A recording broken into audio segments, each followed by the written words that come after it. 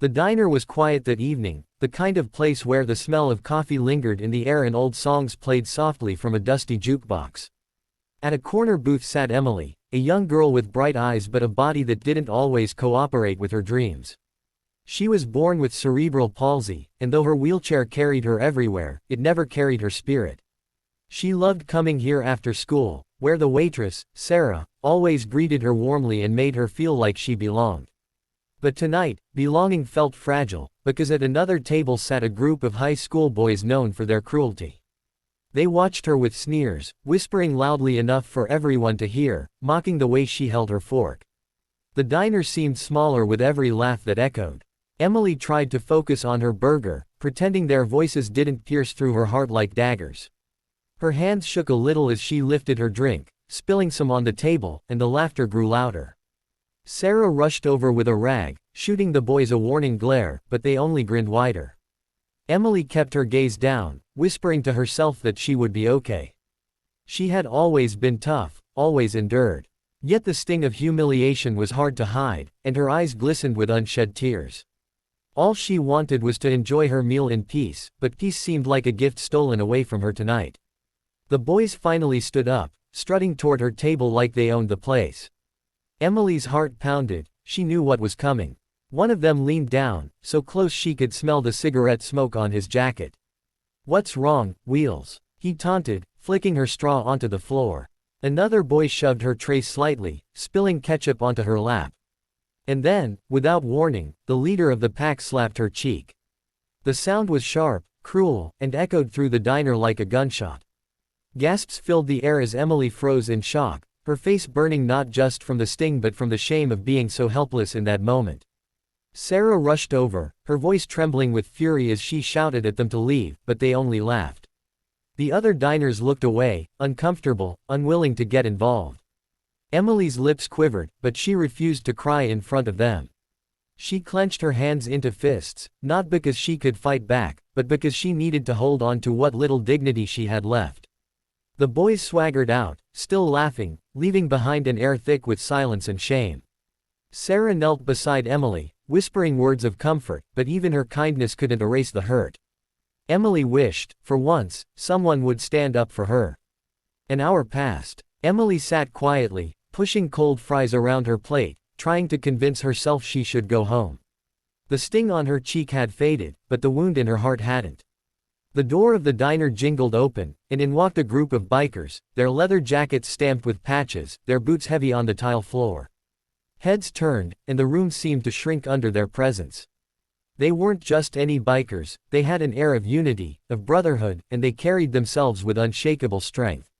They took a booth near the back, ordering coffee and pie, their deep voices rumbling like thunder. Emily glanced at them nervously, unsure of what to think. She had heard stories about bikers, some good, some frightening. But there was something different about these men. They noticed her almost immediately, the small girl in the wheelchair with tear-stained cheeks. One of them, a broad man with a gray beard and kind eyes, tilted his head as though silently asking what had happened. Sarah whispered to them as she poured their coffee, her voice low, but the bikers' expressions darkened as they listened. Emily felt her stomach twist. She didn't want trouble, but deep inside, a tiny spark of hope flickered. The leader, who went by the name Bear, stood up and walked over to Emily's table. His presence was intimidating, but his voice was gentle. "Hey, sweetheart," he said, crouching to her level. "Heard you had a rough time earlier." Emily looked away, embarrassed, but he didn't push her. "You didn't deserve that. Nobody does." For the first time that night, she felt seen, not as someone broken, but as someone worth defending. Bear placed a reassuring hand on her table, promising quietly that she wasn't alone anymore. Outside, the night had grown colder, but inside the diner, the warmth of solidarity began to spread. Bear returned to his booth, and the bikers exchanged words she couldn't hear. There was a fire in their eyes, not of anger alone, but of justice. They weren't going to let this go. Emily ate a little more of her food, her shoulders easing as laughter from the bikers filled the room, not mocking, but genuine, hearty laughter that reminded her of safety. For once, she felt like maybe she had protectors, even if only for tonight. The door jingled again, and fate played its hand. The same boys who had tormented Emily swaggered back in, laughing loudly, this time with more friends in tow. They hadn't expected anyone to stand in their way. But the moment they saw the bikers, stares turned toward them, their laughter faltered. Bear rose slowly, his frame towering, and the diner seemed to grow silent. "These the ones?" he asked Sarah, who nodded firmly. Emily's heart raced, unsure of what was about to happen. The boys tried to play it cool, but the bikers surrounded them in seconds. Bear's voice was low but carried across the diner. "You think it's funny picking on someone who can't fight back?"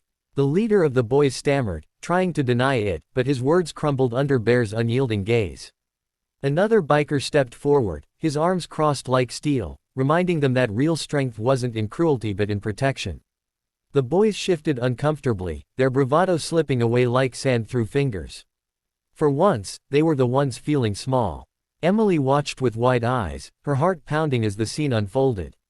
She had dreamed of someone standing up for her, but never like this. Bear leaned closer to the boys, his tone sharp as a blade. "If you ever lay a hand on her again, you'll answer to us. And trust me, you don't want that." The boys nodded quickly, their arrogance replaced with fear. The entire diner could feel the shift in power, justice settling into the room like a long-awaited storm breaking.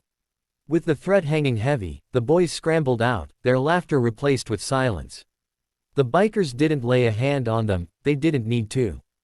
Their presence alone was enough to make a promise. Emily was no longer an easy target. The diner buzzed with whispered relief, and for the first time that night, Emily felt the weight on her chest lift. Tears spilled from her eyes, but this time they weren't from humiliation.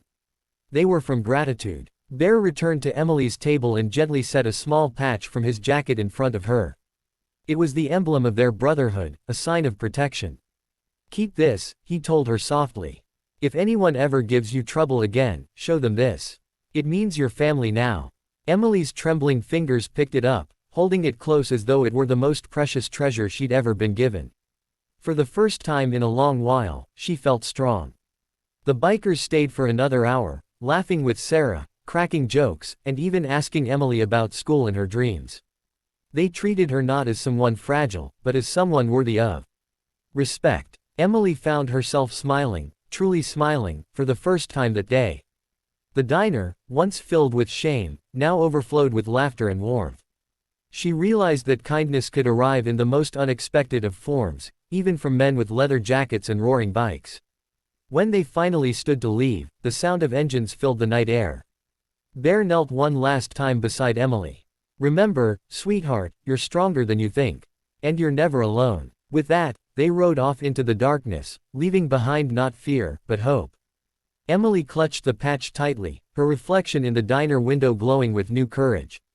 She wasn't just the girl in the wheelchair anymore. She was a girl who had warriors at her back. The next day at school, the boys avoided her, their smirks gone, their eyes cast downward when she rolled past. Word had spread quickly, and suddenly, Emily wasn't invisible anymore. Some classmates even offered quiet smiles, their respect blooming like seeds finally watered. For once, she wasn't defined by her disability, but by the strength of those who stood with her. She held her head high, her heart carrying the memory of that night. And so, in a small town where cruelty had once silenced her, Emily found her voice again. All it took was a slap, a moment of pain, and then the arrival of unexpected angels on roaring machines. The bikers hadn't just defended her, they had given her back something priceless, her sense of worth. The diner would forever be remembered as the place where Emily's story changed, where fear gave way to courage, and where strangers became protectors. By the time weeks passed, Emily was no longer afraid to visit the diner. Each time she rolled through the door, Sarah greeted her with a smile, and the regulars nodded with quiet respect. The boys never dared to bother her again, and though the bikers had moved on, their presence lingered like a shield. Emily carried their gift not just in her hand, but in her spirit. She had been broken down, but she had risen again, stronger, braver, and no longer alone. The lesson stayed with everyone who witnessed that night. Strength isn't found in fists or cruelty, it's in standing up for those who cannot stand for themselves. The bikers had reminded the town of something they had forgotten, that kindness is the loudest roar of all. Emily's story spread, inspiring others to protect, to care, and to be brave enough to do what's right. And in her heart, Emily knew that her life had changed forever, all because justice had walked through the diner doors when she needed it most.